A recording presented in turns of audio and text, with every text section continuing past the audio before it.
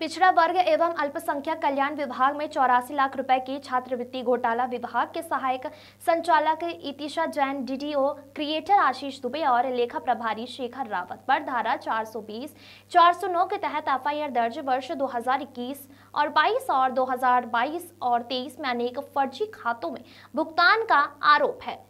Collector Bhavya Mittal के निर्देश पर कोतवाली थाने में दर्ज हुई एफआईआर। 2 के खिलाफ चल रही है विभागीय जांच। सहायक संचालक के खिलाफ भी कार्रवाई के लिए कलेक्टर ने शासन को पत्र भेजा। स्कैम में 84 लाख के घोटाले का मुख्य आरोपी को खरगोन कोतवाली पुलिस ने किया था गिरफ्तार। छात्रों की राशि को उच्च शिक्षा के लिए दी जाने वाली छात्रवृत्ति को डिजिटल सिग्नेचर और खातों में हेरफेर कर गबन का मामला है। कलेक्टर भव्या मित्तल ने तीनों आरोपियों के खिलाफ थाना कोतवाली में एफआईआर दर्ज करने और वसूली के दिए थे आदेश। जिला कोषालय अधिकारी आनंद पटेल, तत्कालीन अपर कलेक्टर जेएस बघेल और सहायक आयुक्त प्रशांत आर्य की जांच समिति ने दस्तावेजों से 84 लाख रुपए का हेराफेरी कर गबन की थी। पुष्टि कर्ज चुकाने के लिए लेखा प्रभारी शेखर रावत और फर्जीवाड़ा का आरोप है। एसपी धर्मराज मीना ने जांच समिति की रिपोर्ट पर 84 लाख रुपए के घोटाले की एफआईआर हुई दर्ज। खरगोन कोतवाली थाना पुलिस कर रही है विवेचना। खरगोन से हबीब आजाद की रिपोर्ट। छात्रवृत्ति के घोटाले का मामला है, क्या मामला है?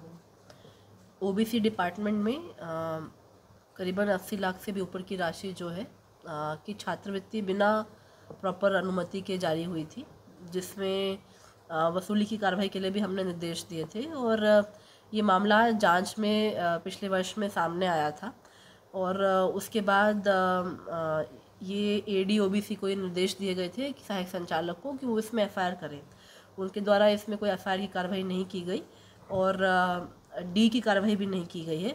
उसके बाद प्राइमा फेसी 3 लोग, जिसमें एडीओबीसी स्वयं भी हम जिम्मेदार मानते हैं उनको भी, और 2 अन्य लोग शेखर रावत और अभिषेक दुबे को जो पूर्व से सस्पेंडेड थे उसमें से 2 लोग, उन पर डी प्रारंभ की गई है और तीनों के विरुद्ध पुलिस जांच करके एफआईआर की गई है।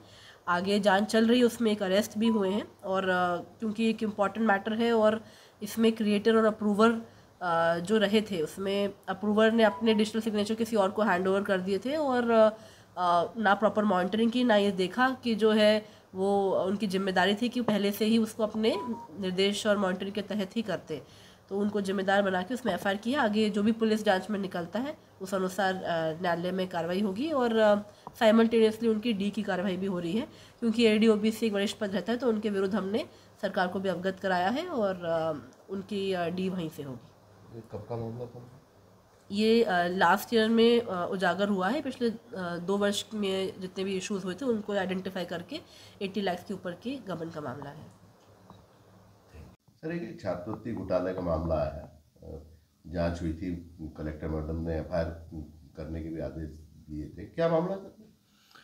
अभी फरवरी माह में हमें जिला कलेक्टर से जांच कमेटी का एक जांच प्रतिवेदन प्राप्त हुआ। उसमें बताया गया है कि ओबीसी डिपार्टमेंट में छात्रवृत्ति के संबंध में करीब 84 लाख से अधिक धनराशि को गलत तरीके से बिना अनुमति के अनेक सारे खातों में हस्तांतरित किया गया है और इसमें प्राइमा फेसी उस डिपार्टमेंट के 3 अधिकारी शामिल थे। उन 3 अधिकारियों पर धारा 420, 409 के तहत थाना कोतवाली खरगोन में प्रकरण पंजीबद्ध किया गया है और इस मामले में इन्वेस्टिगेशन के दौरान एक व्यक्ति की गिरफ्तारी हुई और माननीय न्यायालय पेश किया गया है।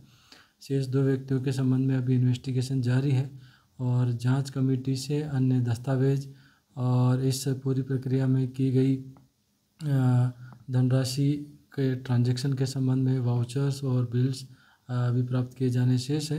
इन्वेस्टिगेशन जारी है और जो भी इन्वेस्टिगेशन में आगे आएगा उस संबंध में वैधानिक कार्रवाई हमारे माध्यम से की जाएगी।